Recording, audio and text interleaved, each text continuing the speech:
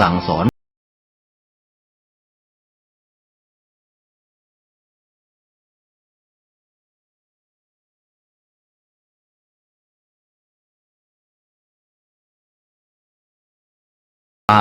การใช้สื่อคือการทำงานเชิงรุกที่ดีที่สุด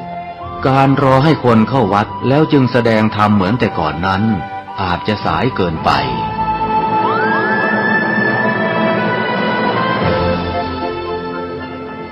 เราควรใช้สื่อนำธรรมะเข้าไปให้ถึงภายในบ้านโรงเรียนองค์กรต่างๆให้มากที่สุดการใช้สื่อจะทำให้ผ่อนแรงและประหยัดทั้งคนและเวลา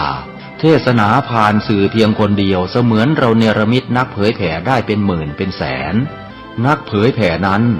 นอกจากอบรมตามหลักสูตรธรรมดาเพื่อให้ได้วุฒิบัตรรับรองแล้วพึงอบรมเรื่องการเทศนาการเขียนการค้นคว้า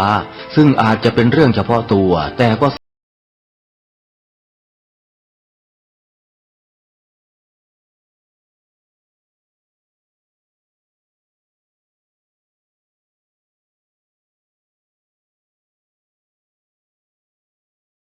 บอกแจ้งแล้วฝูงวิหกร้องเจี้ยแจ้วแสวงหาซึ่งอาหารทะยานไปในนภาหมู่ปักษายังขยันหมั่นหากินท่านที่รักจะซบนอนอยู่ใยเล่าตื่นแต่เช้าขัดเกลาจิตเป็นนิจสินประพฤติธรรมพระสัมมาเป็นอาจินรักษาศีลให้มั่นหมั่นภาวนาอายุไขในมนุษย์สุดจะน้อยอย่ามัวคอยแต่โอกาสวาสนาคืนและวันที่เคลื่อนไปไม่หวนมาอย่าชักช้าอบรมไว้ทั้งใจกาย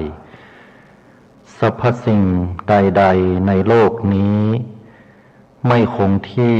แปรเปลี่ยนหน้าใจหายแต่สิ่งหนึ่งติดตามไปไม่รู้วายดุจสหายคือกุศลและผลบุญ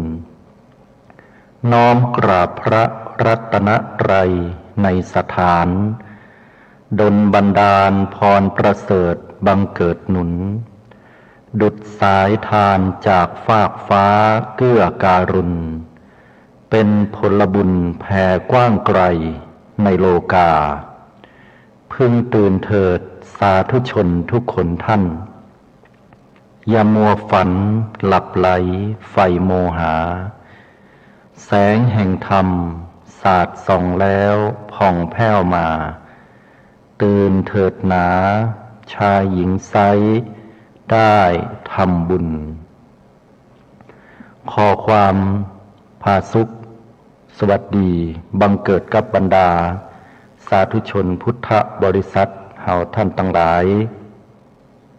สำหรับเจ้าวันนี้เป็นช่วงเวลาเจ้าของแห่งวันหนึ่งที่บรรดาศรัทธาเฮาท่านทั้งหลายจะได้ลุกขึ้น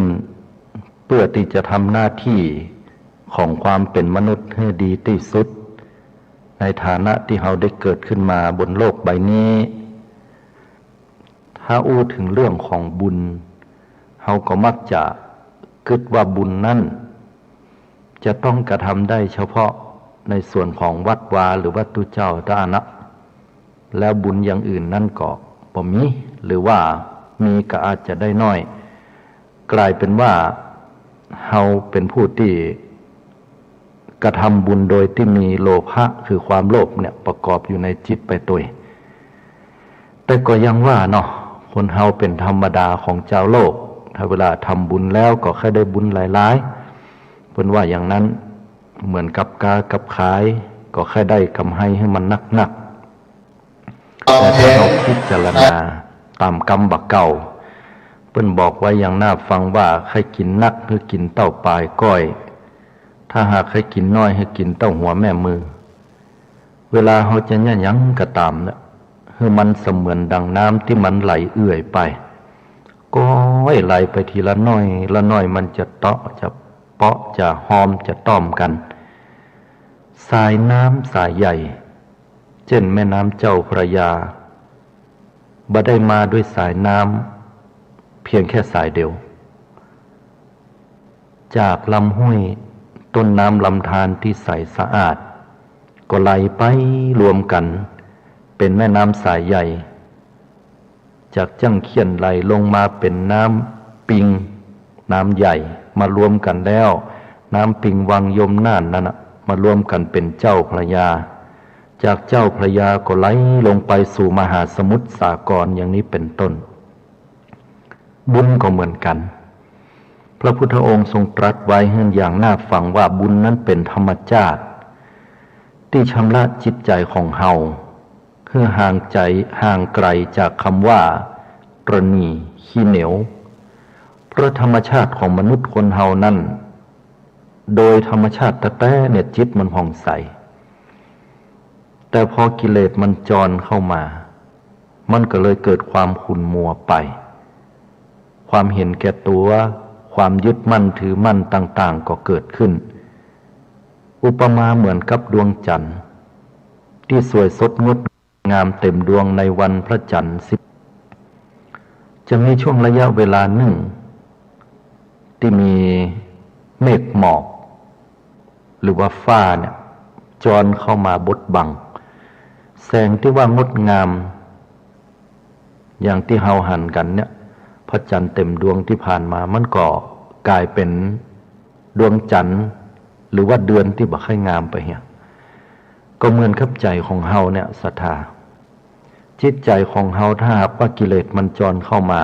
โลภะมันจรเข้ามาจิตใจเฮาก็บ่ผ่องใสการทำบุญที่ถูกต้องเปิ้นบอกว่าอย่าประมาทบุญว่ามีประมาณน้อยจักไม่มาถึงแม้หม้อน้ำย่อมเต็มได้ด้วยหยาดน้ำที่ตกชั้นใดผู้มีปัญญาย่อมสั่งสมบุญแม้ทีละน้อยละน้อยย่อมเต็มได้ด้วยบุญฉันนั้นบุญเป็นธรรมชาติที่ทำให้ใจผ่องใสง่ายๆคือเป็นกุศโลบายอย่างหนึ่งขององค์สมเด็จพระสัมมาสัมพุทธเจ้าที่สอนให้หมู่เฮาสละวางในความเป็นอัตตาตัวตนเบื้องต้นเพราะนั้นแล้วพระองค์ถึงได้ตรัสถึงอานิสงส์แห่งการฮือตานไว้นักและอานิสงส์เหล่านี้ก็นำพาให้เฮาเกิดความสุขทั้งโลกนี้และโลกหน้าเป็นอย่างที่พระองค์ได้ตรัสไว้เช่นเดียวกันศรัทธาญาติโยมทั้งหลายคำว่าบุญเนี่ยไม่ได้หมายความถึงว่าเฮาจะต้องประกอบหรือทำบุญเพียงแค่การที่เฮาจะสร้างสังฆทานบางคนก็ง่ายๆเพราะว่าเวลาในสังคมปัจจุบันมันบ่ฮื้อจะต้องออกรถแต่เจ้าจะต้องไปการแต่เจ้าเปิ้นกำหนดเข้ากะบางเตื้อก็แรงบางเตื้อก็เจ้า ช่วงระยะเวลานั้นต้องเป็นเวลาเวลาเป็นเวลานี่ก็ดูเหมือนจะเรียบร้อยดีแต่ถ้าเปรียบเทียบกับอุปนิสัยคนไทยของเฮาก็มักจะเป็นคนที่ทำอย่างง่ายๆเพราะว่าหมู่เฮานั้นชอบความสบายกันก็มันก็ดีนะญาติโยมบ่เชื่อว่าบ่ดีแต่พอลองไปเพิ่นนัด 8 โมงเช้าเฮาไป 8 โมง 1 นาทีเนี่ยแล้วไปตอกบัตรเป็นอันว่าจะต้องมีปัญหาแน่บอกว่าองค์กรใดบ่เดียวก็จะเป็นกันอย่างนั้นก็รู้สึกว่าคนเฮานี่ค่อนข้างจะมีความลำบากหรือฮ้องว่ามีความเครียดภาวะความเครียดเกิดขึ้นในสังคมปัจจุบันนักพอสมควรเลยฉะนั้นเวลาเข้าไปทำบุญที่วัดก็เลยต้องแข่งขันกับเวลาได้ทำสังฆทานที่เป็นซื้อสำเร็จนั้นไปก็ดีอาหารการกินอย่างที่ง่ายๆก็ไปต่างกันอันนั้นก็เป็นไปตามยุคสมัยแต่สิ่งหนึ่งที่ญาติโยมเฮาตั้นทั้งหลายบอกว่าถ้าเป็นวันหยุดมาถึงก็ดีหรือว่าท่านที่บ่ได้รับงานเป็นข้าราชการรัฐวิสาหกิจหรือส่วนหนึ่งส่วนใดแต่ทำงานอยู่ที่บ้านอันนี้ก็ถือว่าได้เปรียบเหมือนกันนะโยมเพราะว่าสามารถจะทำประโยชน์ ในช่วงเวลาที่เหลือได้กล่าวกันมีเรื่องราวที่จะอู้เฮอตั้นตั้งหลายเกี่ยวกับบุญถ้าเราจะ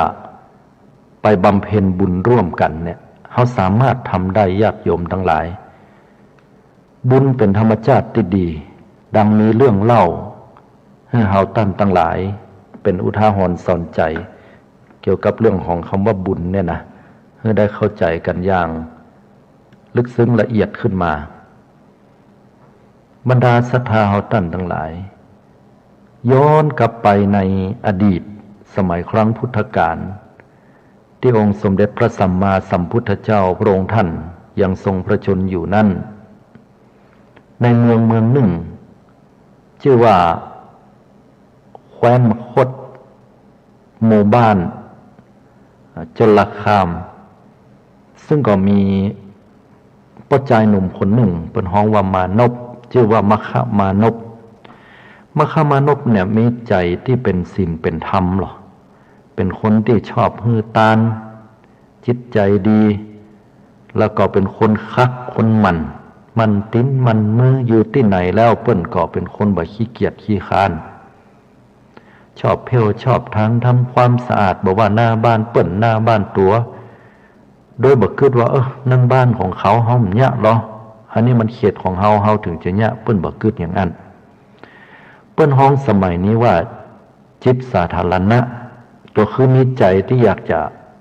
อาสาสมัครทำความดีเหมือนกับเฮาตั้นตั้งหลายคนในปัจจุบันนี้เช่นเดียวกันมัคคมานพนั้นก็ได้ทำการปรับพื้นที่ให้เรียบเสมอกันสร้างศาลาพ่องปลูกก่อไม้ก่อตอกมีหม้อน้ำที่ไหนก็ไปล้างทำความสะอาดเสร็จเรียบร้อยแล้วก็จัดตกแต่งให้เหมาะพอดีมีน้ำบวยพ่องเอาน้ำเขาใส่ลงไปแล้วก็ที่ไหนก็ตามที่มันขนุนมันเป็นหลุมเป็นบ่อนะเป็นบลุกคุกคักต่างล้อเกวียนจะผ่านยากลำบากมัคคมานพก็ไปปรับเอาดินก็ดีเอาหินก็ดีไปตูบแล้วก็เอาใส่ให้มันเต็มเอาดินเขี่ยให้มันเรียบแล้วก็ที่ไหนมีน้ำที่จะข้ามมัคคมานพก็ไปแปลงขัวแปลงสะพานไว้สำหรับให้คนทั้งหลายเนี่ยเปิ้นได้เดินผ่านบ่ทำให้คนอื่นต้องได้ลุยน้ำปลายบ่ปอก็ยังทำประโยชน์ให้กับสังคมอื่นๆแถมก็เป็นนักด้วยกันเรียกว่ามีความเรียบร้อยสถานที่มัคคมานพได้สร้างโดยขี้ตีนขี้มือนั่นก็ถือว่ามีความเรียบร้อยสมบูรณ์เป็นที่ยกย่องเป็นที่ใช้ประโยชน์สำหรับคนโดยส่วนรวมเป็นนักอันนี้แหละคนในหมู่บ้านก็เลยชื่นชมสมนัสในส่วนของมัคคมานพผู้นี้แล้วคุณธรรมของมัคคมานพเนี่ยเปิ้นบอกไว้ว่าบ่ว่าจะทำความสะอาด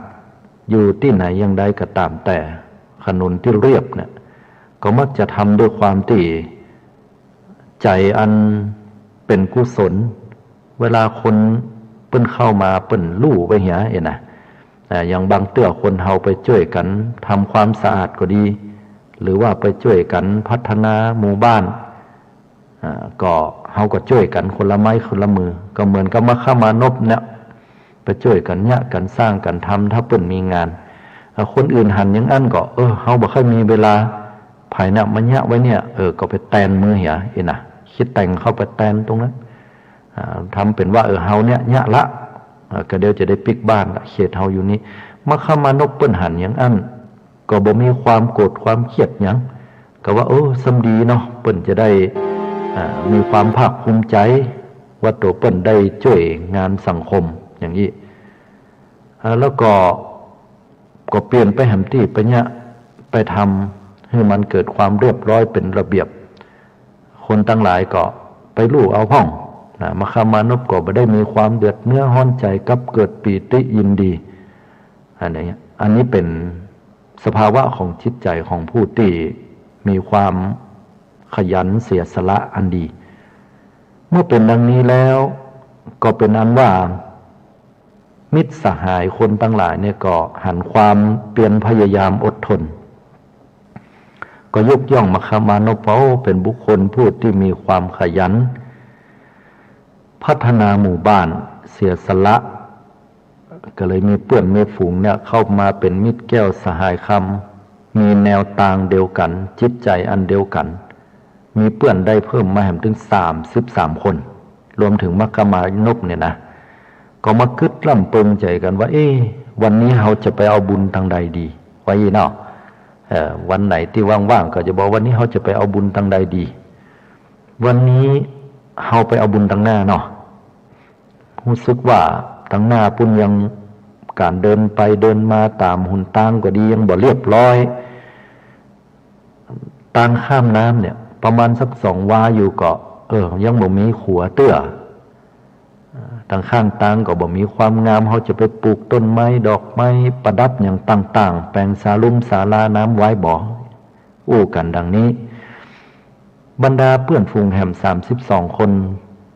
ก็พร้อมใจกันคิดว่าก็ดีกะเขาไปเอาบุญกันเนาะว่าอย่างนี้นะ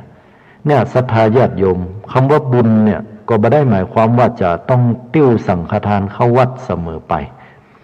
เพราะการทำบุญแบบนั้นก็แม่เนาะเป็นการทำบุญเช่นเดียวกันและเป็นความถูกต้องด้วยนะแต่ว่าบุญที่ยะใดจะสะท้อนย้อนปิกมาให้เกิดกับสังคมปัจจุบันเนี่ยเฮามักจะมองข้ามหรือบ่เข้าใจกันที่แต่แล้วบุญตัวเนี้ยเป็นบุญที่สนองตอบต่อความต้องการของชุมชนอย่างแท้จริงตัวมนุษย์หนุ่มเหล่านี้33 คนนะก็ปากันไปเที่ยวไปพัดปัดกวาดแปลงสถานที่อย่างต่างๆดังกล่าวไว้แล้วตั้งหม้อดื่มบ่อน้ำแล้วก็ที่พักที่อาศัยแปลงสะพานแปลงครัวปลูกต้นไม้ต้นตอกดอกดวงให้เกิดความงามหดน้ำหดตาคนตั้งหลายผ่านไปผ่านมาที่ได้อิดได้เหนื่อยก็ได้มากินน้ำที่ฮ้อนที่มดแห้งก็ได้มาพักศาลาที่ผ่านน้ำก็ได้ข้ามขัวก็เลยได้ประโยชน์อย่างนี้มคมานพเนี่ยเปิ้นฮ้องว่าได้บำเพ็ญสาธารณประโยชน์สาธารณประโยชน์เนี่ยเปิ้นฮ้องว่าวัตบทอยู่7 ประการด้วยกันนะ7 ประการนั้นวัตบทบ่ใช่แค่ว่าจะพัฒนาจิตอาสาเพียงอย่างเดียวแต่ว่าเปิ้นปฏิบัติอยู่วัตบทถึงมานพแห่ม32 คนรวมตัวเก่าเป็น33 คนเนี่ย7 ประการนี้มีคุณธรรมที่น่าสนใจจะอุ้มให้ศรัทธาญาติโยมได้นำเอาคุณธรรมเหล่านี้ไปใช้เหมือนกันวัตบท7 ประการนั่นได้แก่ข้อที่ 1เลี้ยงมารดาบิดาตลอดชีวิตข้อนี้เนี่ยถ้าเรามาอู้ถึงในสังคมปัจจุบันก็มีตึงเรื่องราวข่าวคราวที่เป็นฝ่ายบวกและฝ่ายลบที่เป็นฝ่ายบวกก็เป็นที่น่าบันเทิงเริงใจก็จะหันว่าละอ่อนที่ทุกข์ที่ยากเข้าแทบจะบ่มีกินก็เป็นวันลี2วันลี3ละอ่อนกตัญญูต่อมารดาบิดาก็ช่วยกันในการดูแลทำนุบำรุงมารดาบิดาให้เป็นสุขแต่ขณะเดียวกันบางทีบางครั้งก็มีข่าวคราวในเรื่องของคนที่เอาพ่อเอาแม่ไปละไปขว้างเหียอาตมาภาพบ้านเดิมเนี่ยก็อยู่ไกลเนาะเป็นบ้านชนบทก็บ่เคยมีสักเตื้อตั้งแต่เกิดมาตั้งฮอดบัดเดียวเนี่ยบ่เคยได้ยินข่าวว่าจะมีคนเอาพ่อเอาแม่ไปขว้างเนี่ยบ่มีศรัทธาแต่ที่ผ่านมาบ่เมินเนี่ยราวๆสักปีปลายก็มีข่าวว่าภัยบ่หัวเอาคนเฒ่าประจายคนหนึ่งอายุราวๆสักเกือบ80แล้วก็เอาไปละไว้ที่หน้าศาลาวัดเปิ้นจะมีหัวประตูนะแล้วก็มันจะมีศาลาทรงไทยที่เวลาเปิ้นตานหาคนตายเปิ้นเอาใจเป็นปราสาทเนี่ยนะอันนี้ก็เป็นประโยชน์เพื่อก็ตั้งไว้หน้าวัดแล้วก็คนทั้งหลายก็ไปใช้ประโยชน์อันนี้เป็นบุญเนอะทีนี้เนี่ยภายบ่ฮู้เอาคนเฒ่าเนี่ยไปละไว้หั่นแล้วตกเมื่อเจ้ามาก็ขยมไปเปิดวัดก็หันเขาใส่โหขี้เหล้าอย่างมาอยู่นี่ก็ไปห้องเป็นว่าบ่ใช่ขี้เหล้าของเก่าแต่ว่าเป็นคนเฒ่า ที่เปิ้นตื่นขึ้นมาเนี่ยสลึมสลือเมาขี้หูขี้ตาถามหู้เรื่องพ่องบ่หู้เรื่องพ่องก็เข้าใจว่าคงจะเป็นโรคอัลไซเมอร์น้อยๆเนาะถามไปถามมาเป็นว่าอยู่แห่งจังหวัดนึงลูกเต้าบอกว่าจะปามาแอวแล้วก็เอามาลงตอนเมื่อคืนก็ว่าเวตาเตพอที่ไหนก็บหันตื่นมาเมื่อเจ้าพุทธลุกพุทธนั่งพ่องยังพ่องโอ้เพื่อหูแห่งกรรมมาอยู่ที่หน้าวัดพอขยมไปอู้เฮือตุลุงฟังตุลุงก็ออกมากับตุเจ้ามาถามคนเฒ่าก็ให้โง่เป็นที่สลดใจเฮาหันแล้วเนี่ยญาติโยมทั้งหลายมันใจอ่อนหรอสังคมบ่เดียวอย่างมาอั้นไปเหียพ่อแม่เนี่ยเป็นผู้ที่ให้ชีวิตเฮามาด้วยกรรมของเฮากระแตน่ะถ้าเฮาบ่เสี่ยงกิเลสเนี่ยมันมีเชื้อให้มาเกิด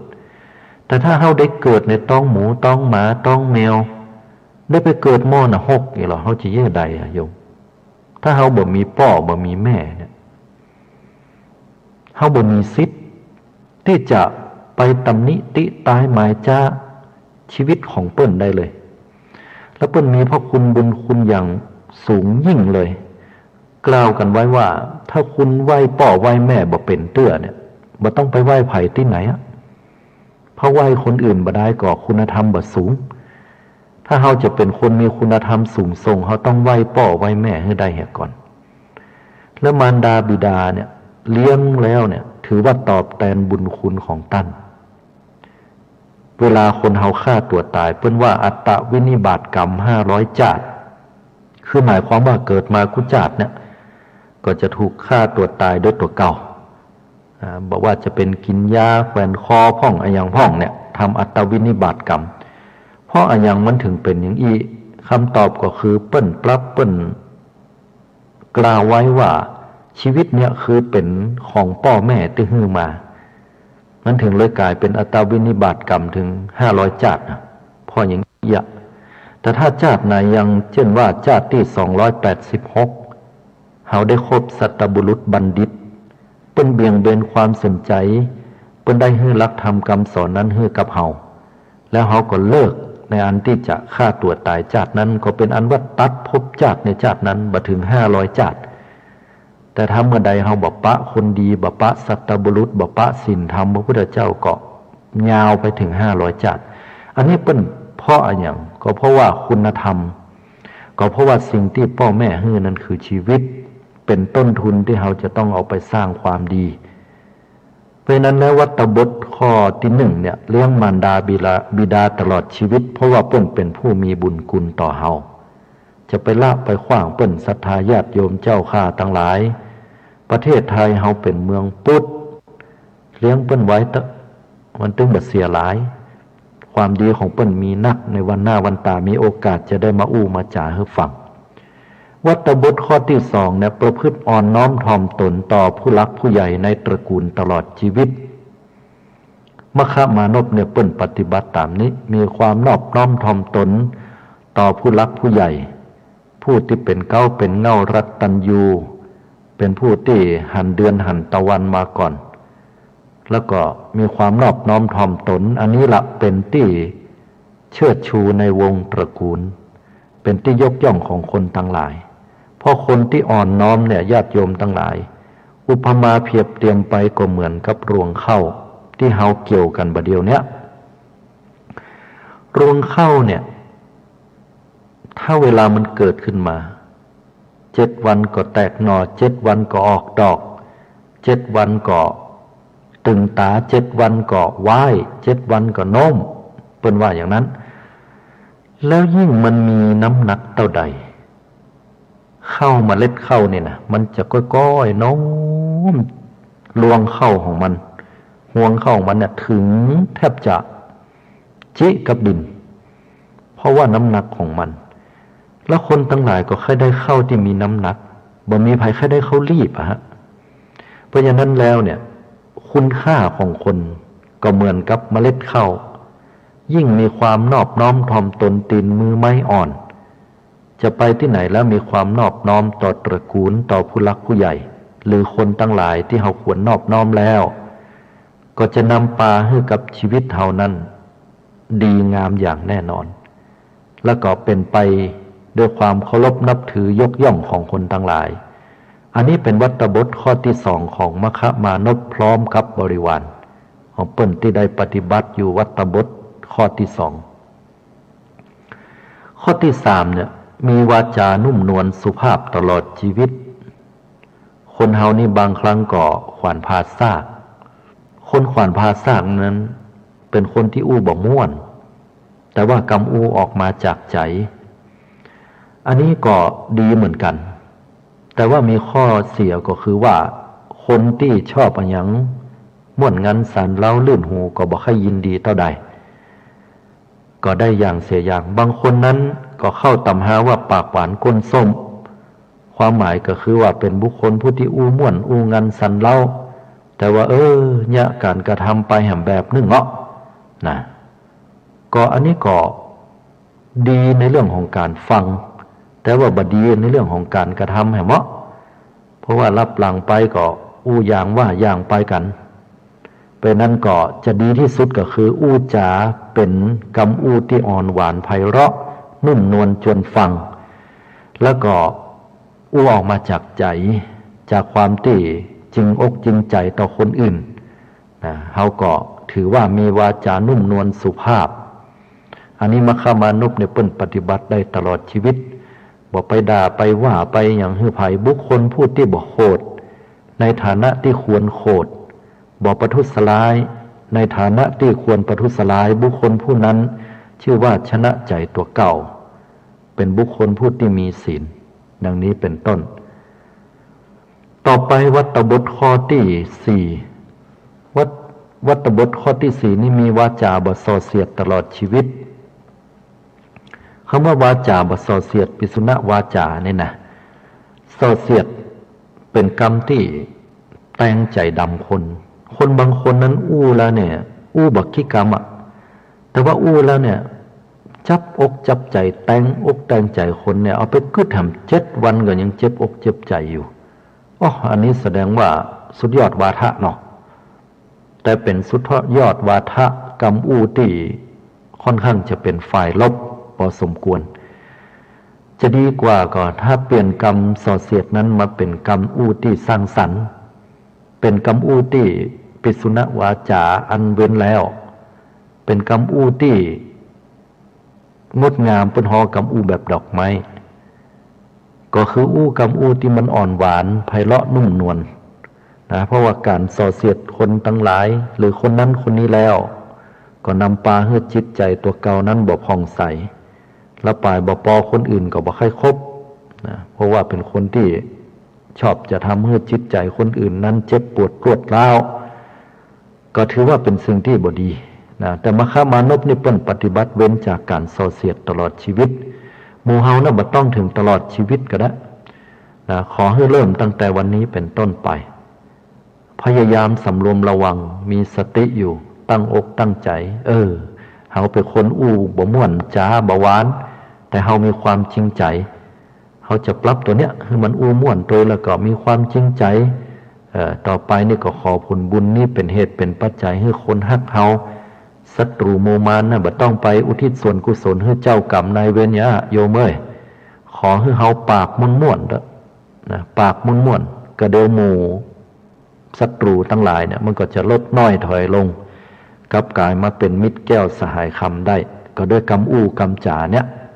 อย่างเปิ้นว่านะแม้นบางพูดดีเป็นสีสักมีคนรักรสถ้อยอร่อยจิตแม้นพูดชั่วตัวตายทำลายมิตรจะชอบผิดในมนุษย์เพราะพูดจาเนี่ยก่อนอู้เนี่ยเฮาเป็นนายของกำอู้เวลาอู้ไปแล้วเนี่ยกำอู้นั้นเป็นนายของเฮาเพราะนั้นก็ต้องพิจารณากันให้ดีตัวต่อมาข้อที่5นั้นวัตบทเพิ่นกล่าวว่ามีใจปราศจากความตนียินดีในการแจกทานการครองเรือนตลอดชีวิตก็คือว่าคนเฮานั้นต้องมีการเสียสละให้พ้องทานะเนี่ยคือการทานก็หมายถึงวัตถุสิ่งของที่เขาจะให้ไปได้ส่วนคำว่าจาคะเนี่ยคือการเสียสละ มันไม่ได้หมายถึงว่าเฉพาะทรัพย์สิ่งของมันหมายถึงเรื่องของเวลาเรื่องของการที่เฮามีจิตสาธารณะไปร่วมงานบ้านงานเมืองเปิ้นประหลวงบ้านก็ดีกำนันก็ดีผู้ใหญ่บ้านเทศบาลเปิ้นประกาศออกมาวันนี้เราจะช่วยกันเพลวัดเพลวาเนอร์เราจะช่วยกันพัฒนาหมู่บ้านของเราต่างขึ้นไปวัดก็ดีต่างไปแห่งหมู่บ้านหนึ่งมันอุกมีไต่ก้าโคนะมีต้นไม้ใบหญ้าปิดบังหนทางเวลาเปิ้นสัญจรไปมาก็อันตรายพอประกาศดังนี้แล้วปุ๊บคนบอกไปเนี่ยก็ถึงบอกไปหรอกใจค่อนข้างจะบ่มีจาคะคือการเสียสละผมแต่บางคนเปิ้นบอกไปนั่นด้วยเหตุผล1 2 3ก็บอกให้ป้าหลวงบ้านปากันฝากเป็นข้าวน้ำกำกินปากันฝากเป็นสตางค์ข้าเจ้าบ่ได้ไปผมบ่ได้ไปวันนี้ติดธุระตะจะต้องมีประชุมห้องอย่างห้องสุมาเตะขอให้ขอหอมไปเป็นก้าอาหารให้หมู่เฮามาตอนฝากบอกตัวเนอว่าวันหน้าวันตาโอกาสต่อไปจะมาช่วยวันนี้ติดตะอันนี้ไผ่ก็บอกว่าศรัทธาญาติโยมแต่ว่าหายจ้อยไปบ่หันหน้าหันตาเปิ้นยะการยะงานบ่ไปช่วยเปิ้น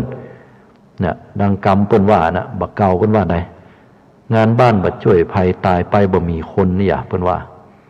มันแต่น่ะเวลาคนตายพอเตอะเป็นเครื่องวัดอย่างหนึ่งเหมือนกันถ้าเวลาคนเฮาเนี่ยช่วยการบ้านการจองเสียสละมีจาคะพอเวลายามตายคนเพิ่นถึงไปช่วยกันลุบเมื่อนั้นน่ะก็เป็นเครื่องพิสูจน์ได้เหมือนกันฉะนั้นแล้วคนเฮาเนี่ยจะต้องรู้จักการเสียสละคือกับส่วนรวมเหี่ยวห้องพอเวลามีการมีงานอย่างบอกว่าทรัพย์สินบอกว่าเรื่องของเวลาสติปัญญาที่เฮาจะให้ความรู้กำปรึกษาหารืออันนี้แหละมคะมานพพร้อมกับสหายเปิ้นยะกันวัตตบทข้อที่5 วัตตบทข้อที่6นั้นเปิ้นว่ามีวาจาสัตย์วาจากำอู้ที่จริงใจตลอดชีวิตก็หมายความว่าคนเฮาเนี่ยเวลาอู้ถ้าไผก็ตามที่อู้บัดแต้หรือว่าอู้นักเปิ้นก็ว่าขี้ลมเห็นเนาะเฮามายกสีดำมาเปรียบเทียบสีขาวเฮามายกความมืดมาเปรียบเทียบกับที่แจ้งเฮาก็บ่หันชั้นใดเนี่ยเหมือนกันคนสมัยก่อนอยู่กันก็ด้วยกรรมสัจจะวาจาความจริงใจบัดเดี๋ยวสัจจะวาจาเหล่านั้นก็ลดน้อยถอยลงเพราะอะไรอย่างก็เพราะว่าคนเฮานั้นแข่งขันกันอยู่ในสังคมด้วยความที่เห็นแก่ตัวนักขึ้นเพราะว่าวัตถุมันวิวัฒนาการไปแต่จิตใจของเฮานั้นพัฒนาโดยตามเฮาจะหันได้ว่าแก๊งคอร์เซ็นเตอร์เนี่ยชัดเจนที่สุดอาตมาภาพจะอู้ให้ญาติโยมพุทธบริษัทฟังไปปะใส่โยมคนหนึ่งเป็นอายุ60 ปลายเป็นพ่อใจก็แปลงหน้าเศร้าส้อยละห้อยอยู่ฮะน่ะเป็นคนหู้จักกันเนี่ยแต่ขอสงวนน้ำสงวนชื่อและที่อยู่ของเปิ้นเพราะว่าได้สัญญาเปิ้นไว้ว่าจะเอาเรื่องเนี้ยไปอู้เป็นอุทาหรณ์สอนใจให้ญาติให้โยมได้ฟังเปิ้นก็เลยว่าได้ครับอนุญาตโยมคนนี้มีหน้าตาเศร้าส้อยเพราะทุกครั้งที่ผ่านมานั้นก็ลื่นเริงสบายใจอู้จากันม่วนคนเฮาเวลาบัดสบายใจมันตึงออกมาทางสีหน้าหรอก็เลยด้วยความคุ้นเคยกับถามว่าโยมเยี่ยใดแปลงหน้าอย่างมางามแต่วันนี้อมตุกมาแต่เจ้าเนาะไอ้เฮาก็แซวเล่นเนาะด้วยความเคยกันเพื่อก็บ่กล้าอู้ก็ยิ้มเฮ้ออย่างเก่าก็ยังไปแซวเพิ่นอยู่นะว่าโอ้ยิ้มอย่างนี้เนี่ยบ่ยิ้มมาไปฝืนอกฝืนใจพอยังอมโลกไปถึงแก่นไว้น่ะก็เลยว่าคนเฮาเนี่ยมันยิ้มมาตั้งนอกเนี่ยมันบอกฮู้ในใจกันเนาะไว้อีโลตมาภาพก็เลยว่าโยมคนนี้จะต้องมีอย่างในใจละอย่ากระนั้นเลยนะก็ลองถามพอถ้าเปิ้นเปิดใจก็จะฮู้ก็จะได้ฮื้อธรรมะผลปรากฏว่าเปิ้นก็เปิดอกเปิดใจฮื้อฟังแต่เป็นว่าเรื่องราวของเปิ้นเป็นอย่างอี้เปิ้นบอกว่าเราประมาณสัก4 วันที่แล้วมาเนี่ยมันมีโทรศัพท์ลึกลับโทรเข้ามาในโทรศัพท์ของผมเนี่ย แล้วก็พอหับสายแล้วมันก็บอกว่าคุณเนี่ยมีความผิดเนอะประเดี๋ยวนี้นะก็ตกใจว่าเฮ้ยไปมีความผิดอะไรอย่างมันก็บอกว่าคุณเนี่ยค้ายาบ้าอีโลโอ้ก็บอกไปว่าโอ้ผมนี่ไม่ได้ค้ายาบ้าแล้วบ่มีแล้วคุณบ่ต้องอู้ประเดี๋ยวนี้รายชื่อของคุณเนี่ยมันอยู่ในบัญชีของตำรวจเปิ้นละแล้วก็ไปกู้ยืมเงินมาเนี่ยมาเพื่อค้าขายเกี่ยวกับเรื่องของยาเสพติดนี่แน่นอนประเดี๋ยวนี้ตังธนาคารเนี่ยเปิ้นจะได้ฟ้องร้องนะติดคุกติดตารางนะปุ่นตลอดชีวิตปุ่นไม่ได้ออกมาว่าอย่างนี้หรอแล้วมันก็บอกว่าเบอร์โทรศัพท์ของคุณเบอร์นี้นะบัตรแม้แต่ว่าบัญชีธนาคารตัวแม้แต่ว่าบัตรประจำตัวประชาชนเนี่ยเลขบัตรอย่างตัวโอ้อันตรายเฮ้ยโอ้ลุงคนเนี้ยเปิ้นบัตรเต่าบัตรตันเนาะยุงคนนี้ก็เลยตกสลางตกสะอึกนะโอ้ขนาดนี้กันกะแล้วจะให้ผมจะได้เว้ยหรอให้ผมทำยังไงไอ้มูแก๊งคอเซ็นเตอร์มันก็บอกว่าถ้าอยากจะปล้นจากที่นี่ก็บ่ยากขอให้โอนเงินเนี่ยให้เข้าบัญชีธนาคารนี้ตัวแล้วก็เรื่องราวต่างๆนั้นก็จะจบลงไปบ่มีการฟ้องร้องมันอ้างว่าเป็นธนาคารหนึ่งหรอด้วยความซื่อของลุงเปิ้นเนาะคนบ้านๆศรัทธาทั้งหลายก็ลงเชื่อแต่กะมันตึงจ้างคนเท่านี้ว่านะมันจ้างจ้างวานล้อมมันยกแม่น้ำตั้ง5มามาจ่าจนเฮาเชื่อนะมีหลักฐานมีสิ่งนั้นสิ่งนี้หูแผ่วบัตรประจำตัวประชาชนผมก็เลยไปโอนเงินให้มันเหมือนกับว่าต้องมนต์สะกดไปโอนให้พอโอนเรียบร้อยแล้วปุ๊บพนักงานก็เลยถามว่าเฮ้ยมาอย่างลุงก็ถามกันปกติก็เลยบอกว่ามาโอนสตังค์โอนไปไหนตั้งนักเป็น200,000พุ่นลุงก็บอกให้ฟังโอ้เป็นว่าพนักงานก็เลยบอกว่าเอาเห็นละลุงโดนแหมคนหนึ่งละนะพอโดนแหมคนหนึ่งปุ๊บก็เลยกันว่าระยะใดดีก็ต้องขจายอายัดไว้ก่อนขจายที่พอก่อนว่าโอนเข้าไปแล้วเนี่ยมันโอนปิ๊กไปมันไปเบิกเอาละกาเป็นว่าลองตรวจสอบแหมกรรมพนักงานแค่5 นาทีต่อน่ะญาติโยมทั้งหลายสตางค์หายไปเลย200,000นั้นบ่มีในบัญชีที่โอนไปถึงละปวดท้องเน็ตละแต่พอเป็นอย่างนี้แล้วปุ๊บเนี่ยก็โทรหาตำรวจก็มาหาละวุ่นละวายตำรวจบอกว่ามันเป็นกลุ่มแก๊งคอเซ็นเตอร์บัดเดี๋ยวเนี้ยสืบแล้ว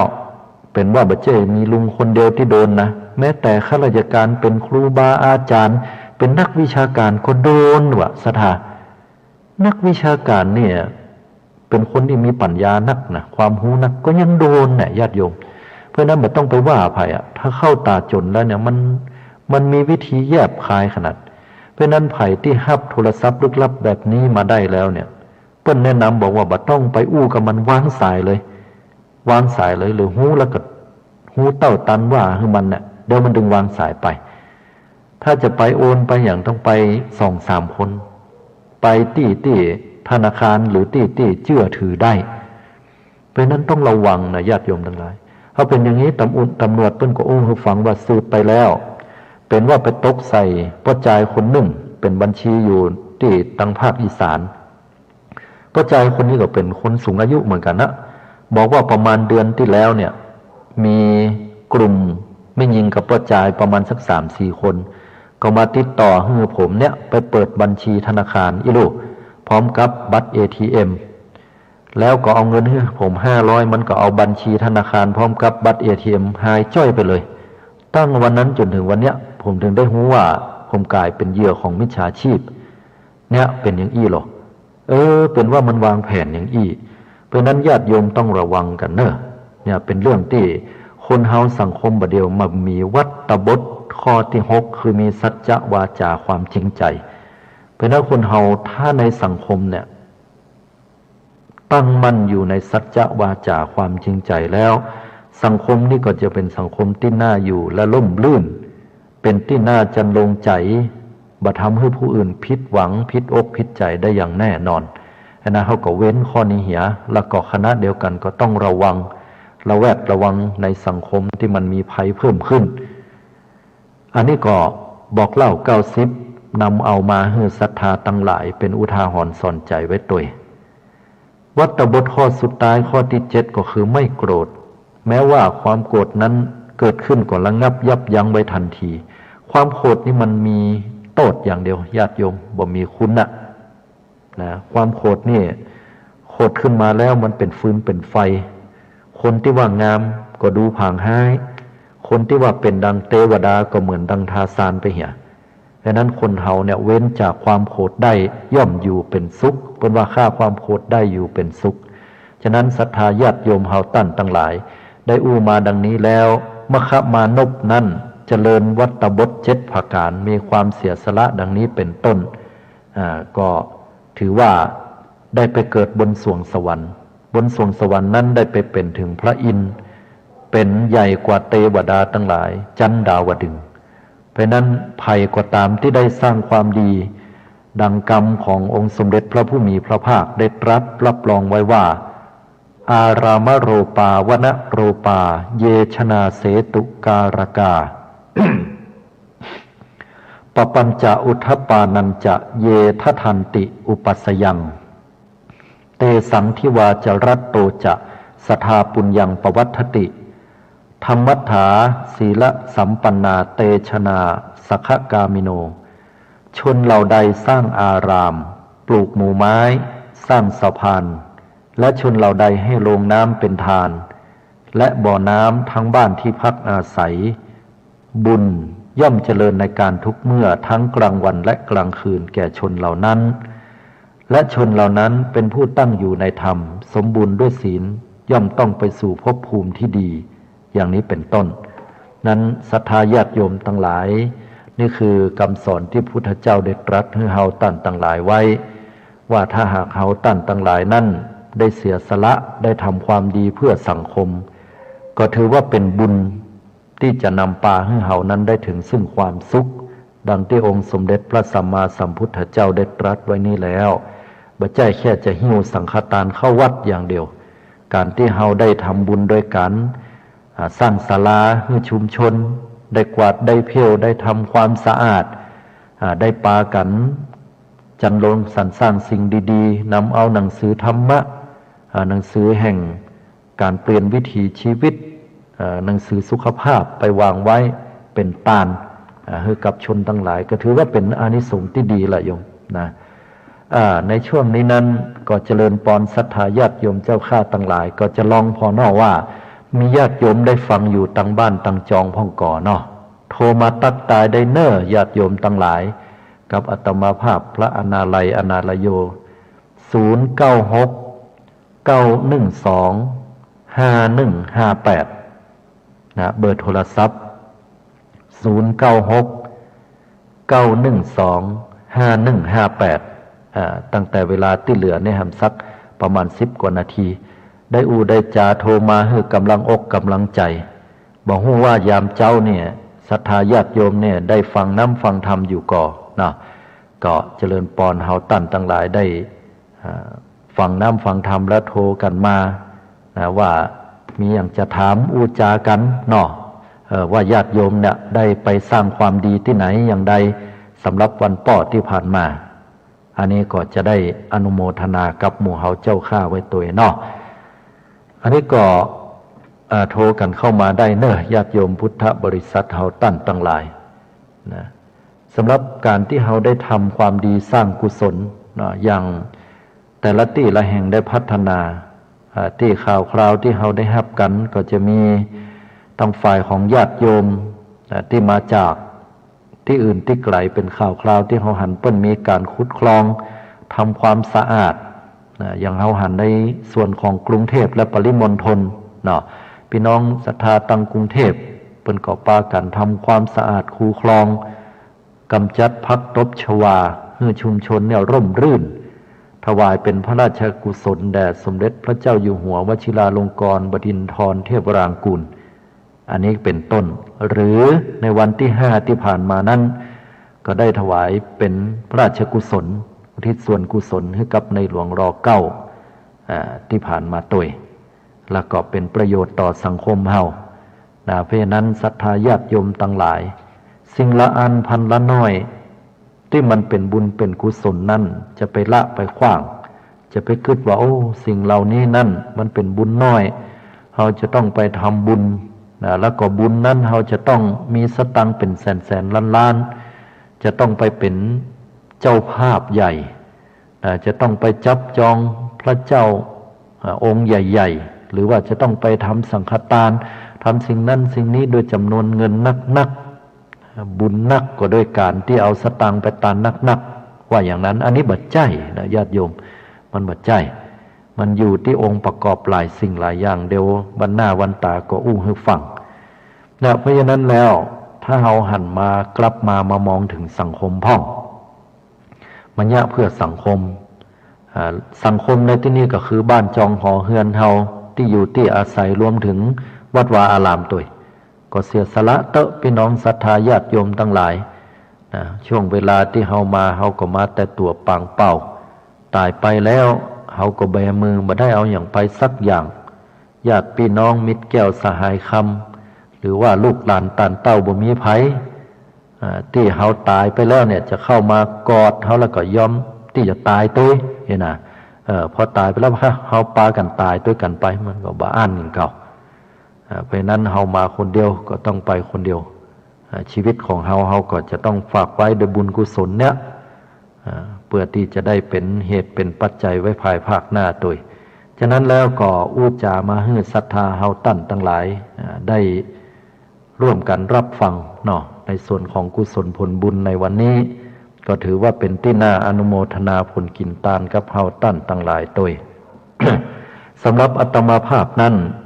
ก็จะมาปะศรัทธาญาติโยมพุทธบริษัทหมู่เฮาตั้นทั้งหลายทุกๆวันพุธนะฮะทุกๆวันพุธเนาะซึ่งวันพุธก็เวลาอยู่5 นาฬิกา จนถึง6 นาฬิกายามเจ้าตักตายอุจจาศรัทธาญาติโยมก็ขออนุโมทนาตัวกับครูบาอาจารย์ที่ได้ดำเนินรายการที่ได้จัดรายการตรงนี้เนาะแล้วก็อาตมาภาพก็ได้นำเอาธรรมะให้ศรัทธาญาติโยมเฮาตัวก็ถือว่าเป็นการแต่งกำเข้ากำนามให้ญาติโยมพุทธบริษัทเนอะสิ่งที่ดีงามเฮาก็ยะก็สร้างก็ทำกันไปก็คงออนไลน์ในส่วนของการอู้จาครับศรัทธาญาติโยมก่อนเวลาถึง5 นาทีเนาะบัดเดี๋ยวนี้ศรัทธาญาติโยมก็คงจะ